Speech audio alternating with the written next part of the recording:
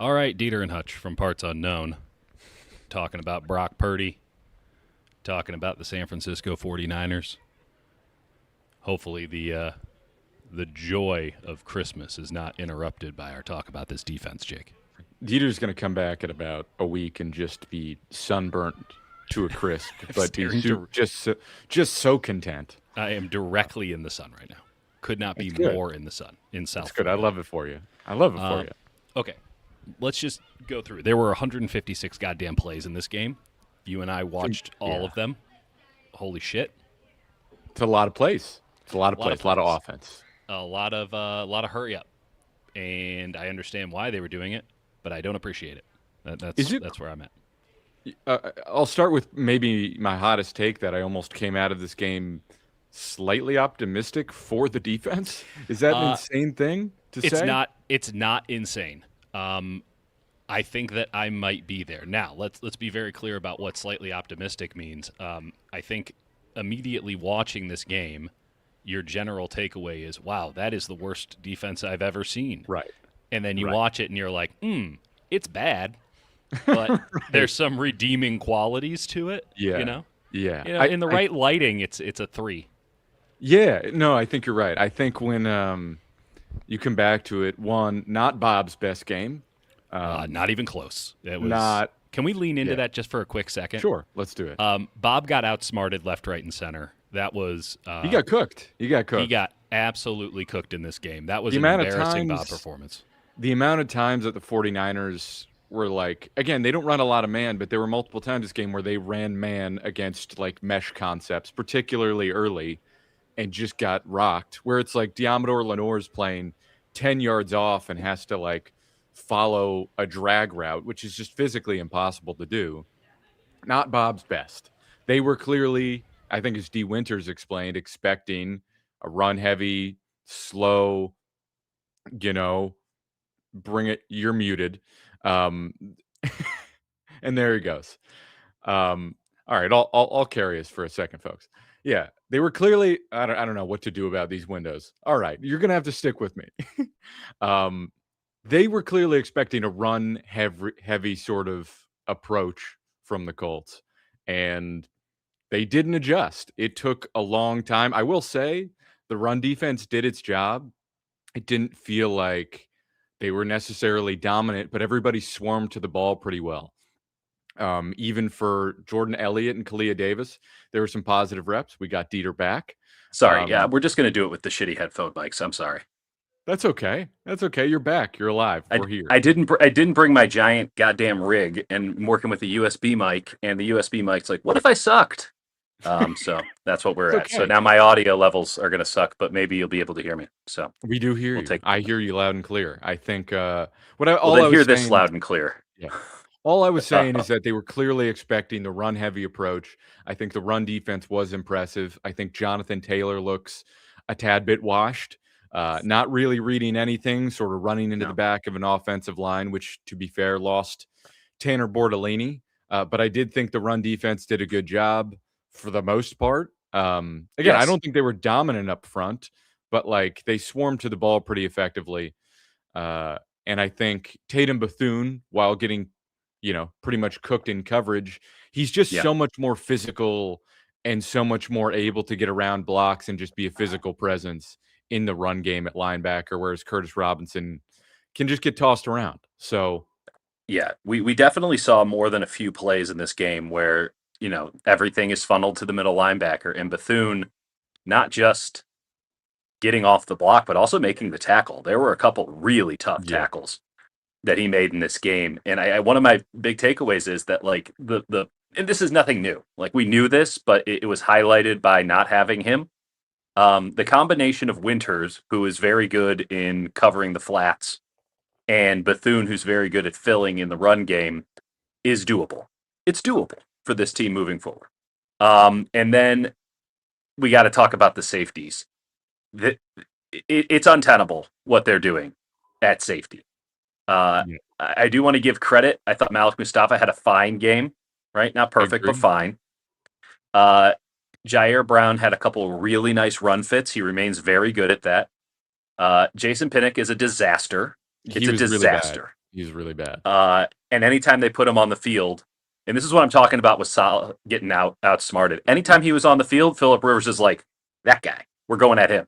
Anytime he wasn't on the field, it was a zone situation. He was going to 28. Anytime it was a man, or they were able to run deep routes against quarters, or six, which effectively looked the same in this game, they went right at Jair Brown in coverage. I mean, he didn't have to make reads because the susceptibilities were so obvious. But 25 or 50, they put 57 on the field. Pro Bowler Luke Gifford, 57 on the field. Good Lord. Might have been the worst rep in this entire game, and there were some doozies.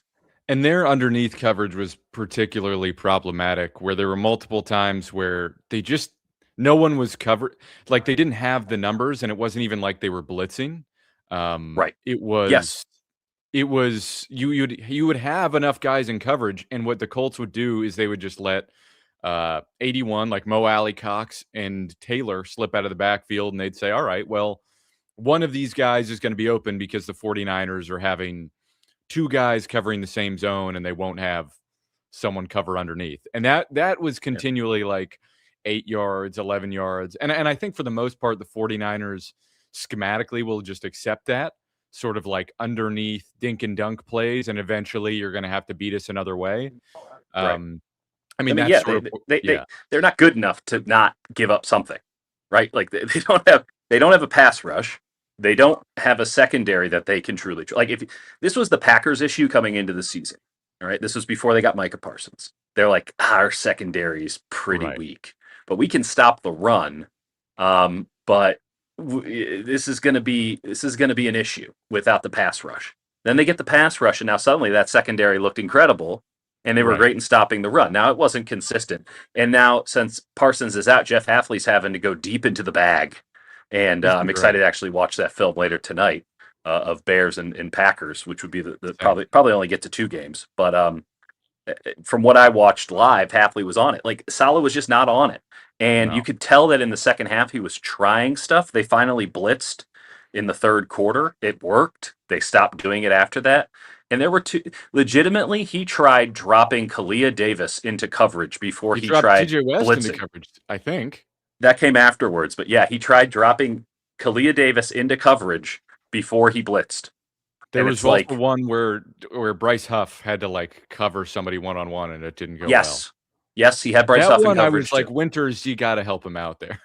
That was a tough rep. I thought that was bad execution, not a bad idea. And to be fair, neither the West drop back nor the Kalia Davis drop back was like, that wasn't the problem, but it is jarring. They dropped Collins back. It was unbelievable. So, trying that stuff out. Okay, I have no problem with trying stuff out, but like not just going to a 4-3 under with, or I guess it'd be a 4-2, bringing D Winters to the line of scrimmage and blitzing, like not doing any of that until you've already expunged defensive tackles as linebackers, feels like a big swing and a miss from old Bob.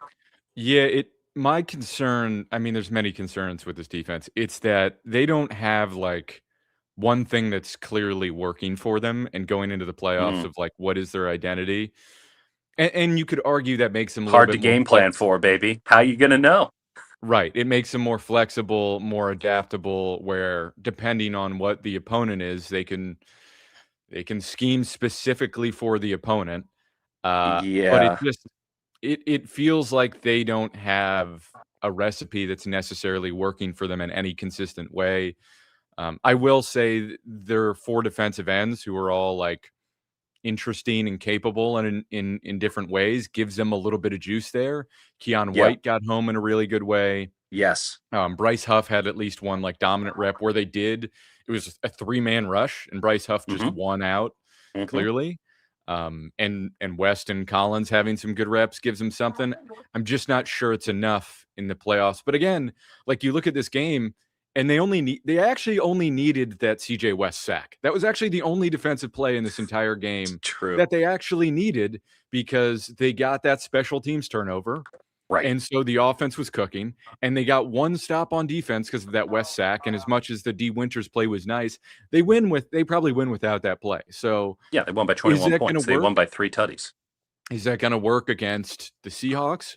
Probably not. You probably need a couple more stops, but I mean, the Bears it too. again, it's like I was saying almost jokingly, like you kind of just want a turnover or two or a couple big plays from the defense.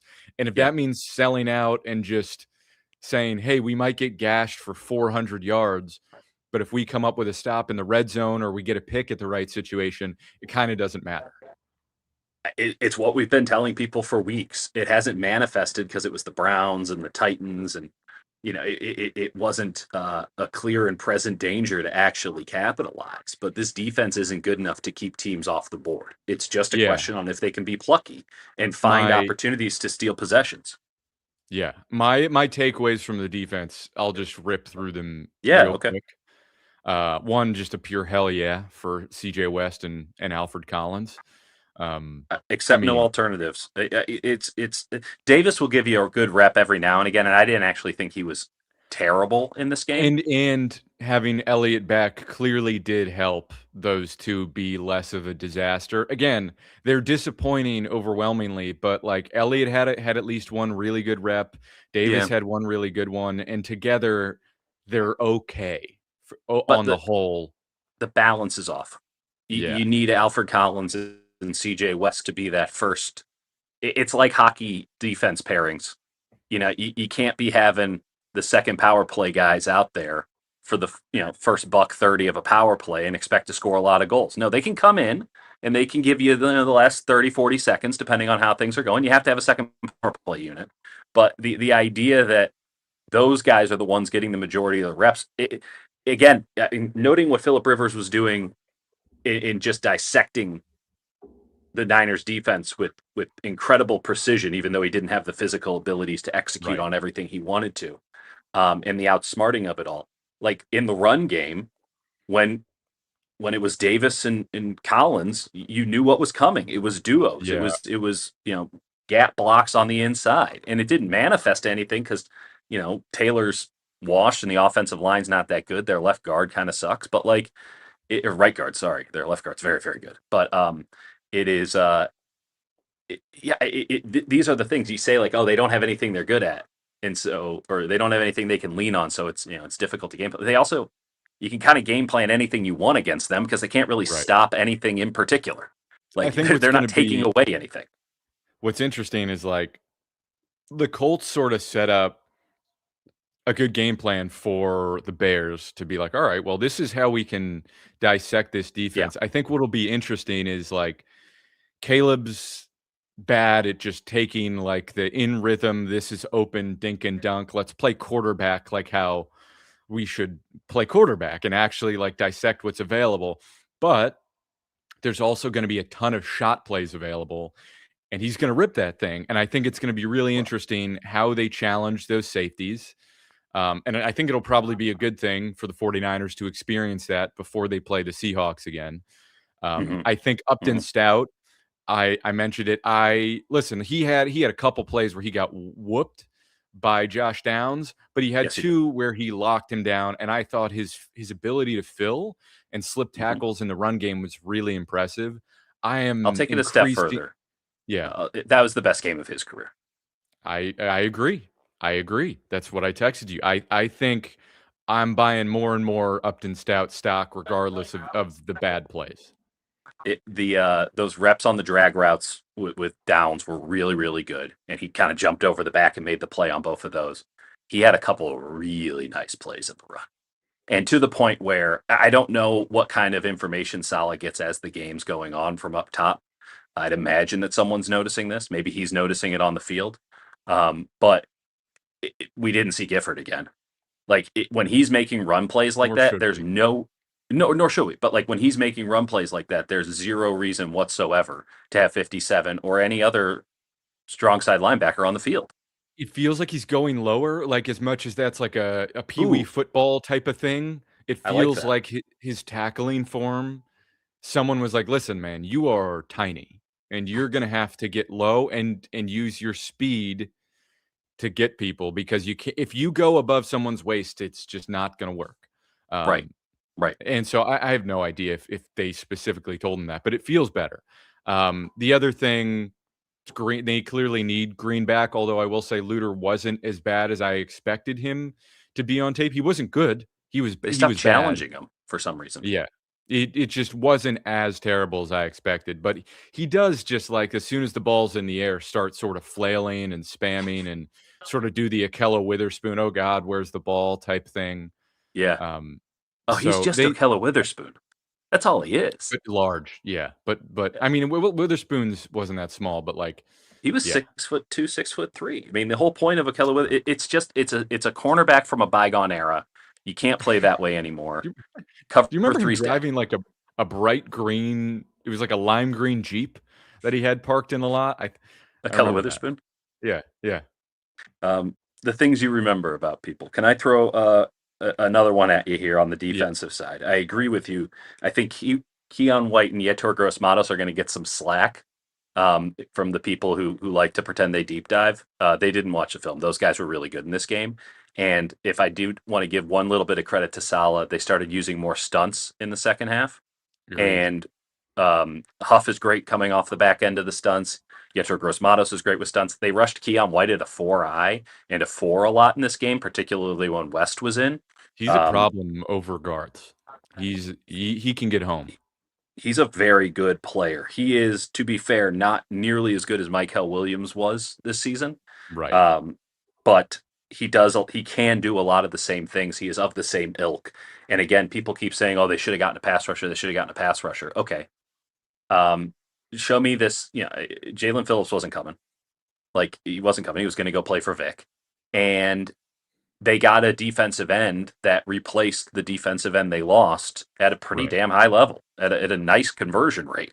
And it's Bryce Huff's job to get to the quarterback.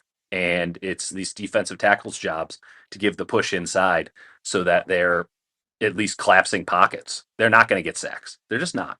It's too late for that. The guy who was going to get sacks on this team was Nick Bosa, and then the second guy who was going to get sacks was Bryce Huff, and then maybe you'd get 5 to 10 in a year if you were lucky of just coverage sacks. They're all Right. coverage sack all the time now, unless Huff wins off the line. So they're just not getting sacks. But you can get pressure and force bad decisions. And when they did get pressure, either by playing man on the back end, which again, it's so strange. They played man straight up with 7 guys in coverage, and yet they had a problem doing it with 6. Like, Yeah. It was weird. a strange Salah called a really strange game. I I can't really And then another aspect of that is they did have Green all week in practice, and I just wonder what changes for Salah. And now it's like, oh, I have Daryl Luter who does kind of none of the things that Renardo Green does. right. Like, how do I call this? Like, it felt like he was just.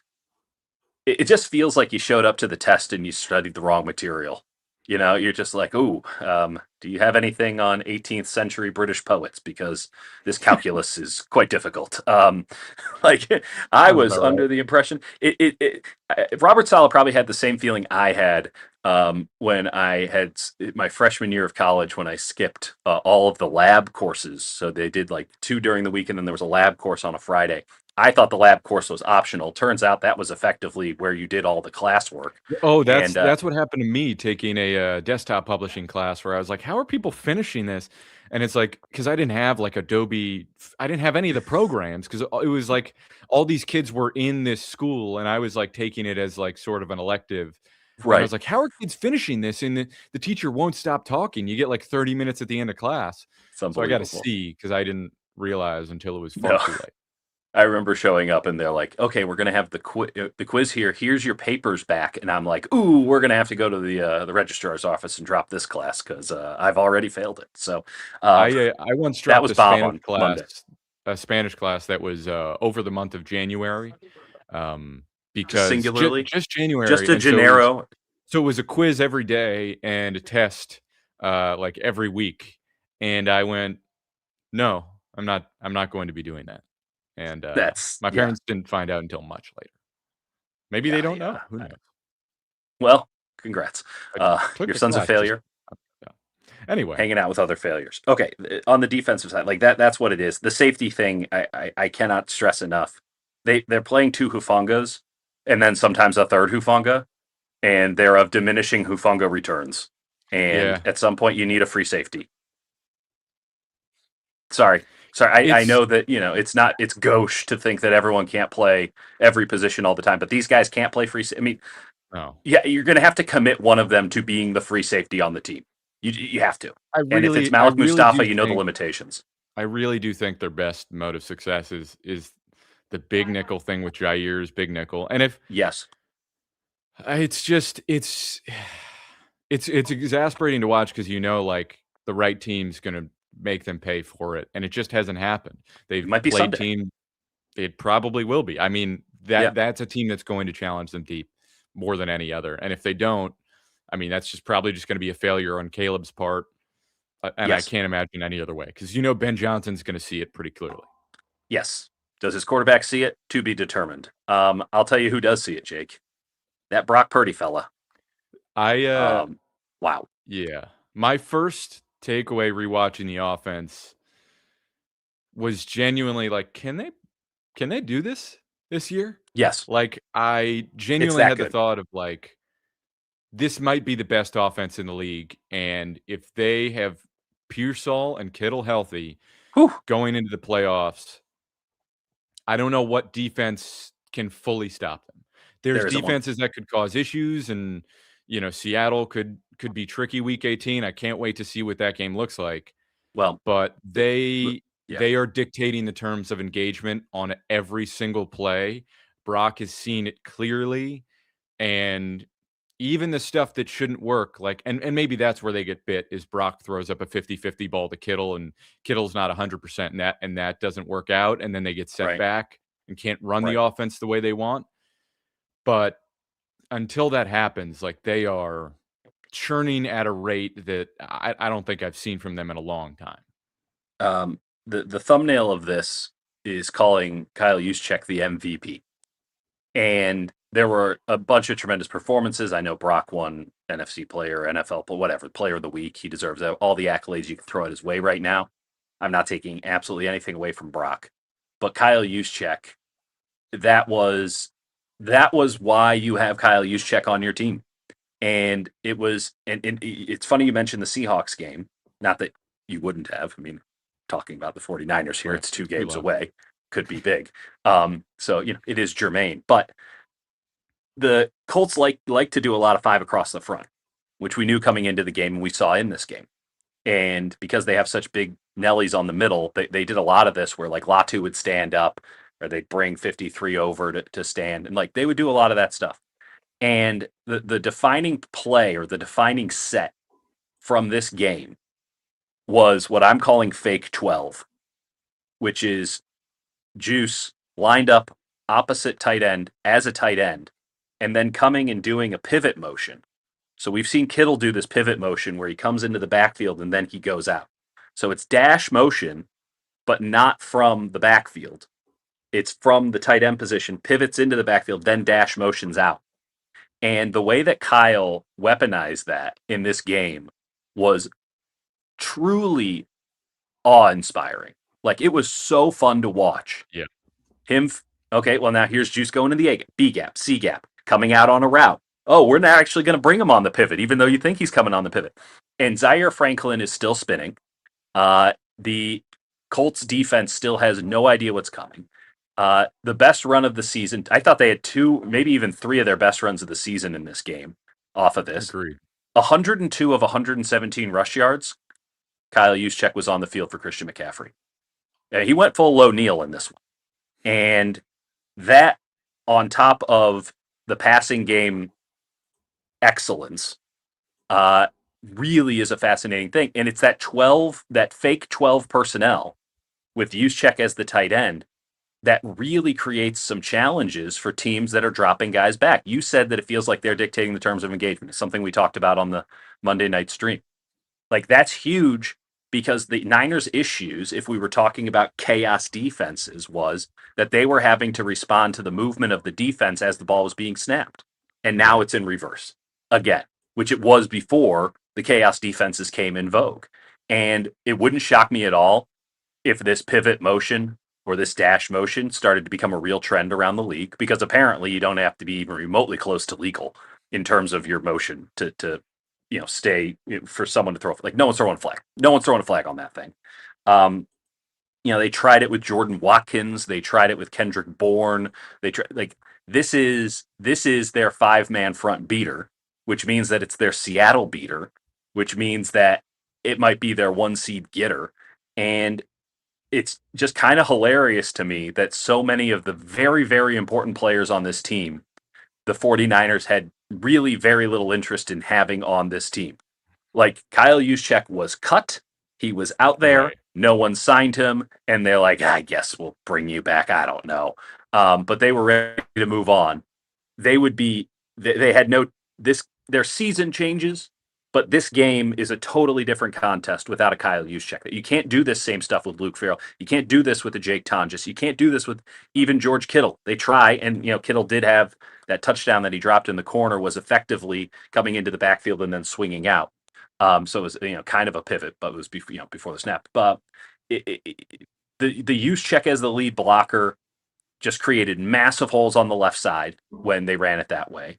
It gave the 49ers run game an incredible dynamic while not having to do pin and pull stuff, not having to bring traps, not having to bring power.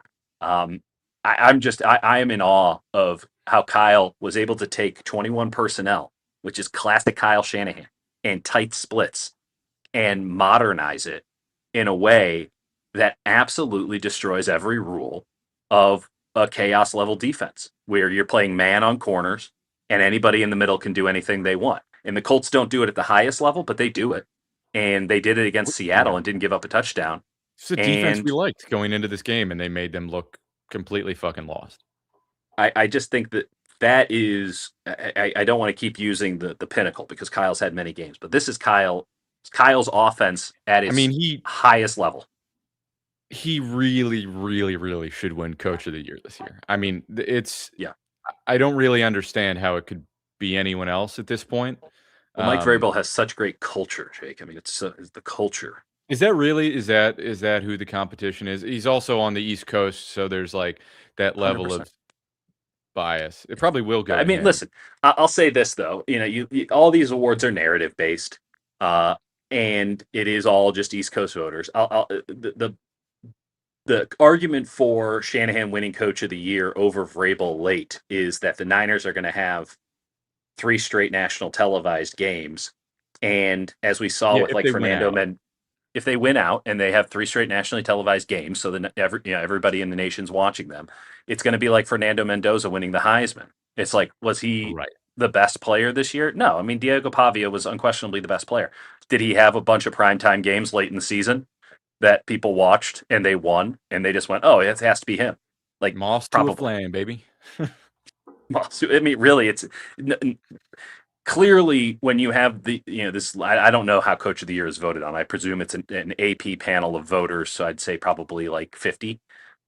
This is an ascertainable fact. I just don't know, but I think that's how it works. It's a pretty large sample size. It's not like NBA Finals MVP where it's like 12 dudes 5 minutes before the buzzer who are at the game. So, I just think that generally people don't put a lot of work into this stuff.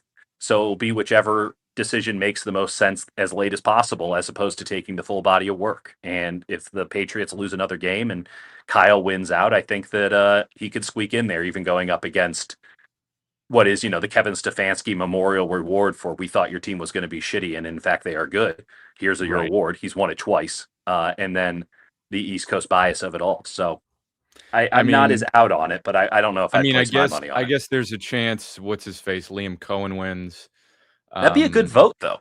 Like, I honestly, I wouldn't vote Liam Cohen over Kyle Shanahan, but like, I think that Liam Cohen's a better vote than Mike Vrabel. Agreed. I mean, if the Jaguars, particularly if they win the AFC South and get, the 2 or the 3 seed, like, I wouldn't begrudge anyone. I mean, Cohen's like a little bit of cornball. What is it? Yeah, that's the issue, and I think he's just so goddamn annoying. It's going to be awesome when that thing blows up because, never forget how he got the job. Do you know the story how he got the job? Yeah, of course I know the story. Okay, I'm just sometimes people forget. It's okay. You can forget how Liam Cohen told the Buccaneers that he was going to stay and took a big pay raise and then got on a plane in the dead of night. He can certainly put an offense together, but man, It's not the same because he's not. I'm not going to compare anyone to Harbaugh, but it does feel like the way things flame out with Harbaugh, like there's going to be a variant of that for Liam Cohen at some point with that Oh yeah. Jaguars team. Well, also That's look at Liam Cohen's coaching history and notice how he just pops from one place to another. You know, we he's the want to talk Steve about a Wilkes moth of to a offense. flame. There we go. Hey now, hey now. Hey, But hey now. he can scheme it up. Okay, coach of the year. Let's leave it at this. This is as impressive a coaching job as Kyle Shanahan has done in two different regards. One, keeping this team from turning, because let's not pretend as if there's not still some serious egos in the room. Right. And they did turn a little bit last year, not publicly, but the Ayuk situation manifested in the way that it manifested. And Debo was getting in fights with me. At the end of the day. And sorry, there's an eagle with a fish literally flying right past me. Wow. That's incredible. Circle of life. How about that? Yeah. Well, hopefully the Niners aren't the fish in Week 18. So that's one of the cooler things I've ever seen, and I wish y'all had seen it with me. Wow. Dieter's It was. going on a real He's high. He's high up spiritual here too. journey. I'm not high. Yeah, no. Me and Aaron Rodgers are doing an ayahuasca trip right now. But so just obviously keeping the team together, that's great. And then second, the scheming stuff and being able to figure out how to keep this offense on the front foot, get it back on the front foot after Right. I would say a good solid year a little bit plus of defense is kind of figuring it out. And in fact, if you want to take Kyle Van Noy's word for it, it's been since Christmas 2023 that the league has Kyle Shanahan pegged. And this year he unpegged himself. We're going to pause for effect. Pause. I feel like I'm looking at it. I think there are 5 actual, even theoretical candidates for coach of the year. Oh, geez, your Shanahan, songs. Okay. I Where's know. Stefanski? We're getting out of it. I need to close the loop in my head. Fair enough. Shanahan, Mike McDonald, Yep. Liam Cohen, Yep. Ben Johnson, and Mike Yep. Vrabel. I think those are the 5. Forgetting And one. who am I forgetting? D'Amico? Sean Payton. Sean Payton. I mean, Sean Payton's been around too long. I mean, I know he's back and he's with that same knock on Kyle. Yeah, but like Sean Payton hasn't had an entire roster explode, and the 49ers like losing Bosa and Warner puts Shanahan clearly into that conversation. So I don't think Payton. I mean, maybe they'll consider him. I don't think Payton will be in the conversation. Here's my general thought on coach of the year. Do you think Kevin Stefanski is a better coach than Andy Reid? No. Okay, well, Stefanski's won it twice and Reid's won it once, and he's never won it in Kansas City. So, you know what? You know who really is the coach of the year? And I can't believe I'm saying this, given that the current title holder is Nick Sirianni. But like, it's who wins the championship. It is. I wish I had the Tony Reale mute button for you. Just knock you down a couple points for that one. It's a big Kalashaw take right there. God, that is purely Kalashaw coded. That's awesome. I've been trying to get who wins the championship game. It is about who wins the championship. There's at least one meatball out there who's like Dieter spitting facts right now. You're absolutely spitting. Okay, so another elite offensive line game, an elite Jake Brendel game. Trent actually, did you not see the same thing? No. I mean, we've been on the same page. Jake Brendel, since coming back, has looked fucking good. I don't know what happened to his hamstrings, but do it again because it's working. Particularly, I think you see it most. The play you posted is a good example where he gets that first step quick and seals somebody off immediately. And he did it to Grover Stewart. And you don't do that to Grover Stewart. Was like a guy we were like, this could be a real problem. Yes, and he was not noticeable in any positive way in this game. The pass pro from the interior has been impeccable as of late. The one time they really get great Burford game. I was so impressed with Burford. And again, this comes back to the 21. This comes back to the tight splits, the classic Shanahan. It's nice that they have all the gap stuff. It's nice that they can bust that out, but they're really leaning on the zone stuff. They're not having to get away from their bread and butter. And I think that when we look back on this season, good, bad, or indifferent, I think that Burford getting that job and solidifying that job is going to be, I don't think anyone but us is going to mention it. I think it's a turning point of the season. I think think there's an amongst so element. many others. No, I think you're right in terms of like I didn't think Burford was great. He was really inconsistent when him and you know Him and with Barch Bart were going back were and forth. Yeah, splitting time, and I think that's tough to stay in a rhythm. And now that it's like, oh, this is clearly my job. There's an element yeah, of like, okay, this is what I do. I'm not doing tackle. I'm not splitting time. I am the left guard. yeah, I think that yeah. helped tremendously. And let's not forget that he almost didn't play in this game. I mean, there was questions not all the way up to the game, but like certainly during the week. I would say going into Saturday, it was like, yeah, he's Yeah, limited. Anything bad can happen. So that was really impressive. The Kittle aspect of this is big. yeah, I know that that's the understatement of the decade, but their offense comes down a significant notch if George Kittle can't play, yeah. I wouldn't because be.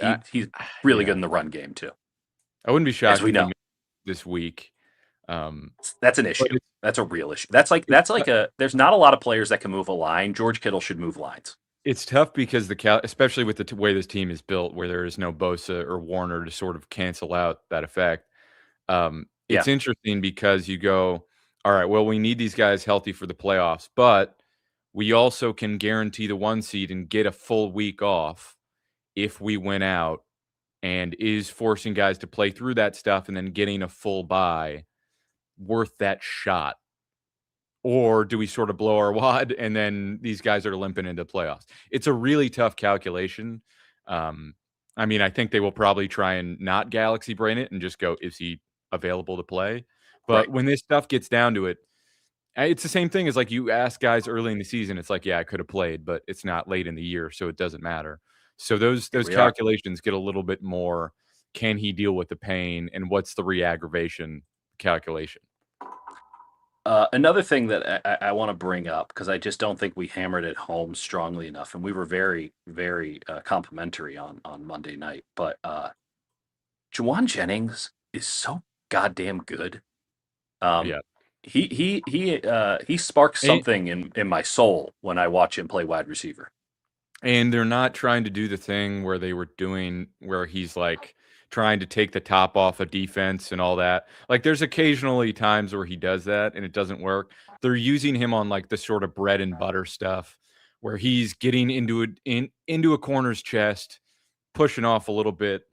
And for a guy who's not that athletic, he snaps out of routes really effectively, and he always gets just enough to make a tight catch.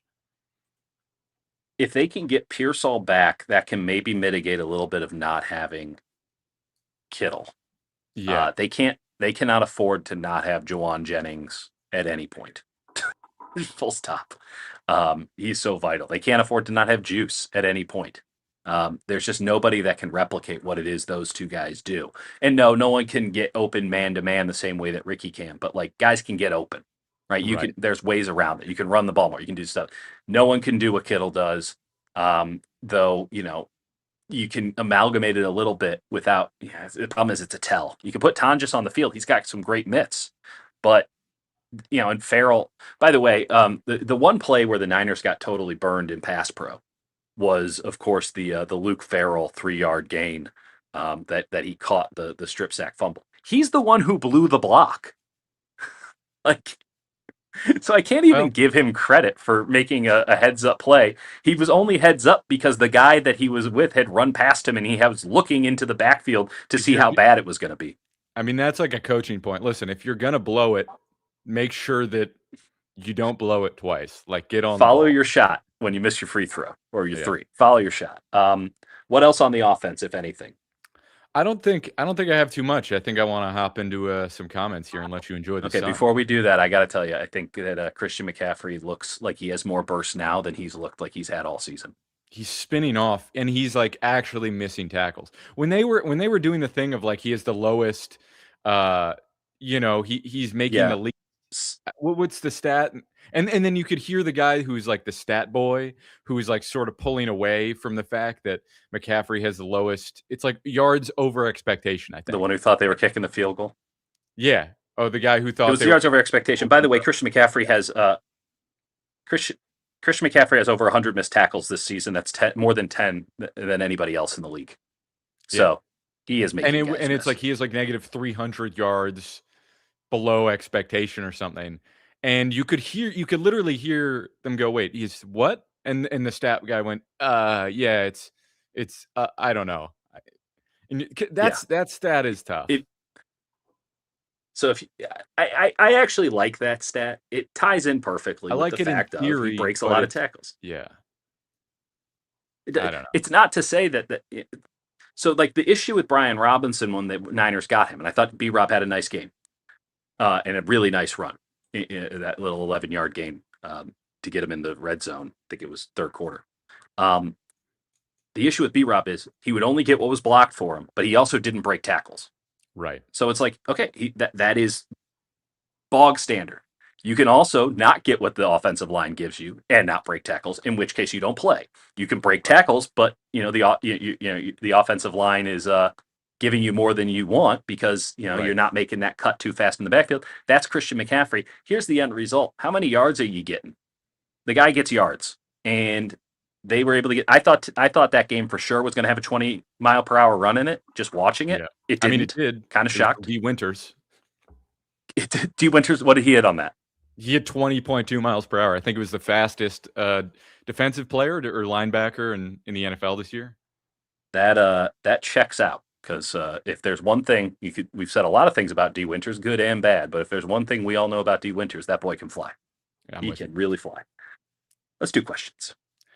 First off, PDX 49er, thank you for the bucks for actual journalism. I think that's a shout to Dieter for taking his notes and look at us doing shorts. Actual journalism. Stuff.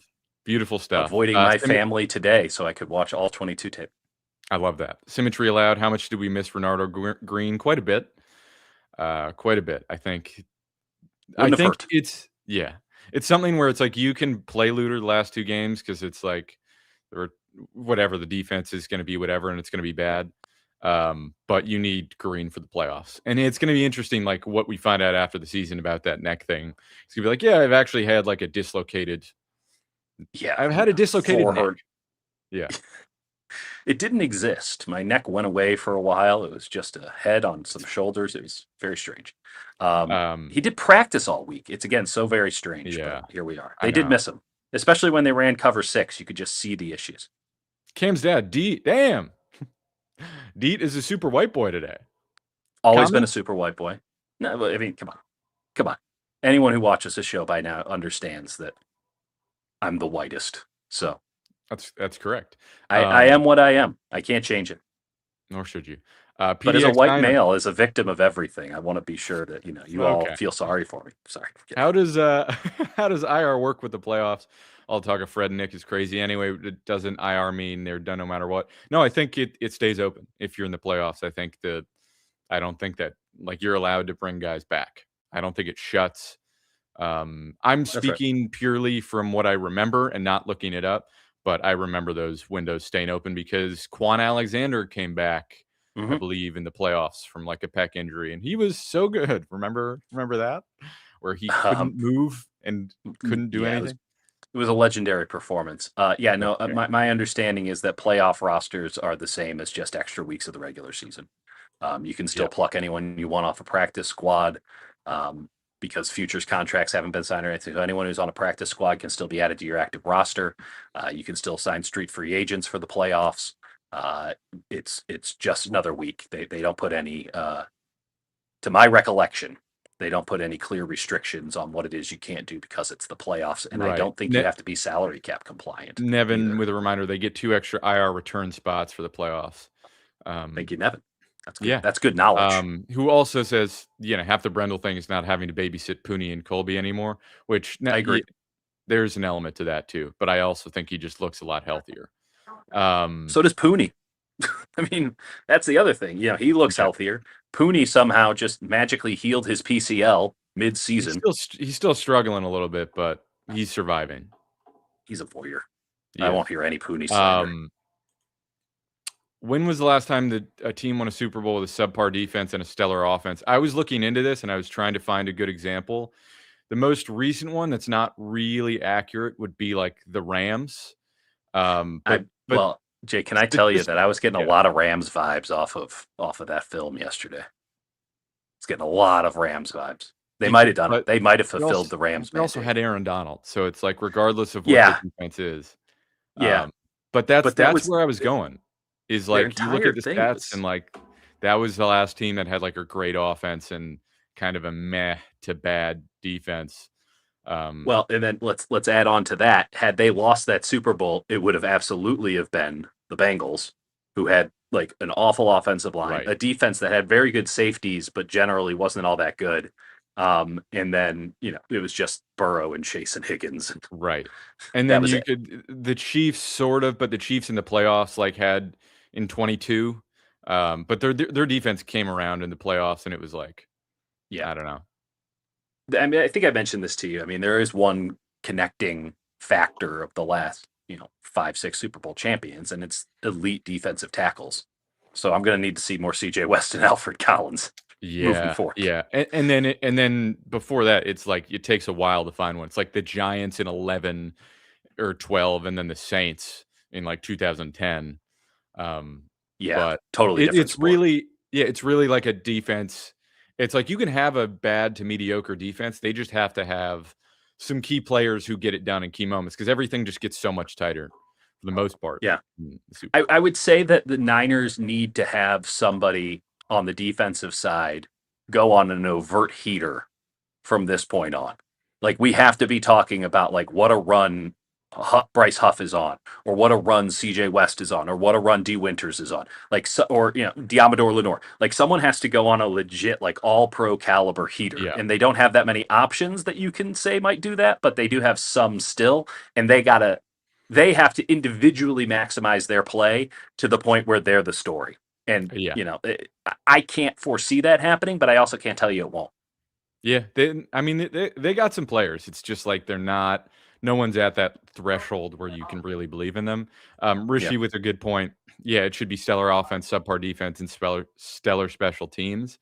I can't tell you. I can't remember all the special teams units, but like clearly that's like a factor that is giving the Niners much more of a chance. Is like they're getting turnovers and advantageous field position on special teams, and that's really helping deal with some of the limitations. I mean, yeah, it's funny because I in my notes I'll do their possession in the number, and the Niners were a possession ahead the entire game, and they get that extra little possession. So they played 2 possessions ahead. They didn't get any points on that one right before the end of the half, but they did get the ball because the Colts took it first in the second half, and just playing a possession up is Yeah, huge. I mean, sometimes it is as simple as basketball. Just get more shots up than the other team. And certainly for this Niners team, that's got to be a staple. that's what I mean about selling out for the defense. Just steal Yeah. possessions. Find a Still, way. yeah. Last one, I think this is a good one to end on. Brock gave away Toyotas again. Can we get Dieter's IRS rant part 2? So he gave them away to people in need. I don't know if they were veterans or what. But someone was like, "Hey man, like you gave them to your offensive line, you should probably give them to people who need cars this year." And more power to them. Listen, again, there are ways around this where it is, a no cost lease of some sort from Toyota and the Northern California Toyota dealerships, which we hear are fantastic. We'd love to do business with. They're Uh, probably $1 leases. right, like something like that. I don't need to get into the depths of it, but the reason that this is something that I'm cognizant of is uh, I grew up in Chicago, and I think we all recall Oprah, the famous Oprah Winfrey. Have you heard of her? Yep. Did her show in Chicago. And her first like big Christmas giveaway, she gave away and a free car. And that was a whole thing. And then it turns out she actually gave away free cars. And all of these people who, and this was like a huge thing on the local Chicago news because they were all Chicagoans and people coming in Right. from it, but mostly a lot of Chicagoans who got tickets to the show are like, I just got $24,000. My taxes are due. Like, I didn't need this car. I can't Right. sell it for a win because it's not new anymore because it's a used car. So basically now I just have this like $5,000 to $6,000 tax liability for this $30,000 new car that I can't get off of. So it's you're an offensive line. I'm sure some of those guys really appreciated the car, but I think it's got to giving it be away to like people in need. I think it's got to be a low cost lease with like a very cheap buyout clause after like 100%. Yeah. Yeah, I'll tell you that's right the now. only way that's the only way that you're not in fact gifting somebody something very. If it's a large gift, it's taxable income. So people in need, it's like, you know what they don't need? A letter from the IRS. So, I mean, I'm sure they want the new car, but like, not everyone can afford the car you're giving them. Yeah. I'd like to think that since my last rant on this, if it wasn't dealt with the first time around with offensive linemen who can most likely figure it out fiscally, I'd like to think they figured it out on the second go around. Yeah. And you know what? That's a cool sponsorship thing. Not to shit. I'm not shitting on it. It's a cool sponsorship It's thing if also you're a doing it car right. that's cheap to for upkeep, like Toyotas. Oh, It's they're fantastic. I've owned a I mean Toyota. I I mean loved the it. I mean I Toyota would drivers love to own are another one, typically perhaps on a low terrible, cost but that's lease. okay. Yeah, no, I mean, listen, Toyota Toyota. drivers are too conservative, and BMW drivers are trying to kill everyone on the road. That's Okay, how I view it. Anyway, well, don't start me on Subarus, buddy. well, yeah, everyone wants one, and then you get up to the Pacific Northwest, and people are like, "What if I did 20 miles an hour in the left lane?" They're being courteous, Jake. No, they're not. There's a reason that I no longer take I-5 through Oregon. Let's put it that way. Uh, yeah. Last one from Bill. Thank you. Doesn't defense wins championships? Well, we're gonna find Jake, out. We're gonna find uh, out, folks. That is the question we're trying to answer. Can you you had win a with great a you had a great line mediocre in your to bad column. defense? What was your line in your column? Oh, Would you? if you're a narco defensivist, I love that. That's so good. I'm so pissed. That should have been mine. That's so good. well, Um, narco defensivists, crypto defensivists, whatever you want to that's call right. them. We are about to find out if defense wins championships. And I guess the better question is like, can just a little bit of defense win a championship? Just a little bit. Again, I think Just the then I tip. think that's my little bit of optimism take from the beginning is I think the Niners have a little bit of juice. It's not a good Mm, defense. It's going to get beat. But do they yes. have that little bit of juice to just get him a turnover, get him a sack at the right time, and just that little bit? That's all they need, I think. Yeah, it might actually be catastrophic when It, we get it to it. But in all likelihood it will be, but let me put it to you this way: the Niners. I think I told you this like 5 weeks ago. The Niners will not have another close game this year. That was my take. I'm standing by it. There will be no close games. it's a good take. It's just going to be Big 12 football from here on Yeah. out. And It'll be I really can't, funny when like Caleb Williams throws 3 picks that all go to Jair Brown in this game. here's the thing. Like, I'm excited to get into the film because I legitimately don't feel like the Bears can attack the Niners. Like, I don't feel like the Bears. So the cool thing about what the Colts did was that they're like, we know we suck, but we think you suck more. So we're just going to attack you in all of the ways that you suck. And it worked for a long time. Yeah. And then they ended up sucking more. And I don't think the Bears can get into that pragmatic mind space. Like, I thought it was an unbelievable. Philip Rivers is out there changing every play. Steichen had him absolutely Yeah. that was dialed in. They were great. I mean, really, all the Yeah. credit in the I like world to the Steichen a coaching lot. staff and to Rivers. Mentally, that was elite level shit. And it didn't matter, but it was elite level shit. I think Ben Johnson can scheme it up, but I also think that Ben Johnson really likes Ben Johnson. And I think that they like to run their stuff. And I think that teams that want to run their stuff devoid of what the Yeah, I know what defense you mean. does are going to get burned by this defense because Robert Saleh, last game notwithstanding, is smart enough to take away other teams' stuff. Like they have to Bob, sell out in one listen, direction. He's going to take that stuff away. Bob's had like 2 bad duds this year, and then the rest he's been trying What stuff. what was So the other clear dud game? Just to refresh my memory. I can't remember what it was. I only remember that it happened. It was unquestionably a bad game. I cannot I can't Texans? remember it either. By the way, before we Yeah, close it out, Wood sure. Gravy. The Toyotas last year were Thank you, leasing. Wood Gravy. Thank you, Wood Gravy. This is an important note. And I made it very clear. I wasn't alleging anything that I didn't know. I just said I hope that they're leases because otherwise you just handed these gentlemen very large tax bills. If you're And a premium member of the channel, Dieter will help you with your taxes.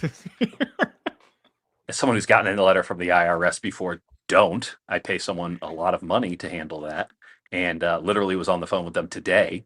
Don't let me handle your taxes. Jake and I have to worry about our tax bullshit with this channel, so continue to give us money. Thank you, Coach. It's a hot mess. It's a hot mess. But you know what? We're good, honest Americans who pay our taxes, unlike That's right. some